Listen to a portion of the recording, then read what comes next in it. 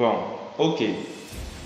En fait, c'est quoi la pollution thermique de l'eau? Lorsqu'on parle de pollution thermique de l'eau, on doit prendre en situation certains types d'entreprises particulières. Prenons le cas des entreprises métallurgiques. Les entreprises métallurgiques sont les entreprises qui fabriquent par exemple les tôles. Si vous allez dans une ville comme Douala, vous allez trouver une société comme Prometal dans la zone industrielle. Prometal, qu'est-ce que Prometal fait? Prometal va se rendre dans des sites miniers, acheter par exemple le fer.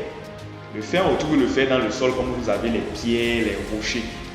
Lorsqu'ils vont ramener ça dans leur base dont à Douala par exemple, ils vont épurer le fer par des processus de nettoyage qui leur sont propres.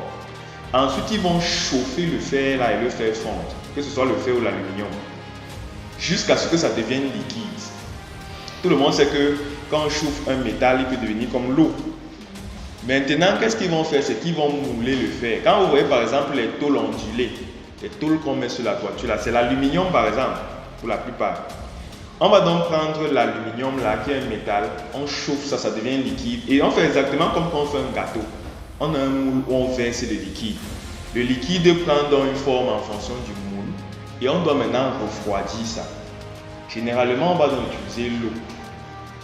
Ça veut dire que dans les entreprises de métallurgie, vous allez trouver des grandes cuves, par exemple, où on stocke des quantités d'eau chaude. L'eau qu'on a utilisée pour refroidir les métaux qu'on a travaillés. Sauf que maintenant, il se pose un problème.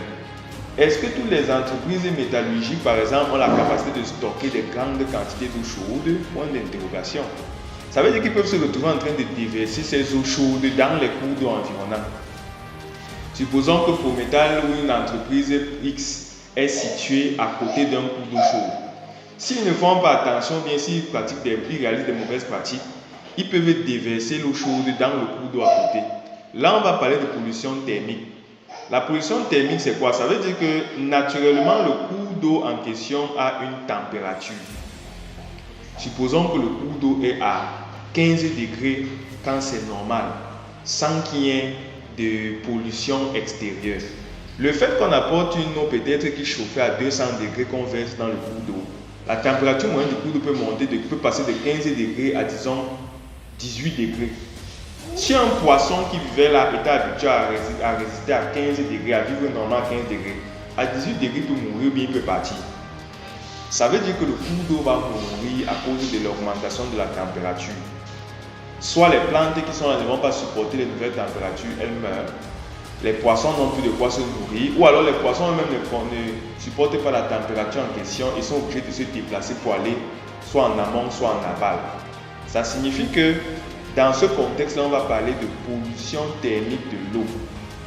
Là, on a introduit dans l'eau qui avait une température X, une autre eau qui a une température Y et qui fait que la température moyenne du cours d'eau augmente. Surtout lorsque l'introduction de cette eau-là se fait de façon continue et sur le long terme.